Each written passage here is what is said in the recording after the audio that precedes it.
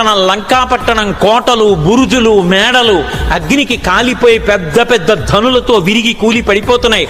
ఎక్కడ చూసినా ఆర్తనాదాలు. ఒక్క విభీషణుడి భవనం వంక చూశారు.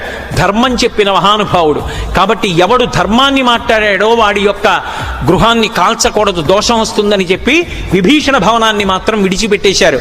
తిన్నగా ఒక్కసారి ఆకాశంలోంచి చూశారు. లంకంతా కాలిపోతోంది. అందరూ ఆర్తనాదాలు చేస్తున్నారు. ఆ సీతమ్మ తల్లి కంటి వెంట పడ్డటువంటి బాష్పధార భూమి మీద పడి భూమి కాలిపోకుండా ఆమె బాష్పధారని అగ్నిహోత్రం చేసి లంకని కాల్చి భూమిని కాపాడి ఆ పైనుంచి చూసి పరమ సంతోషాన్ని పొందారు.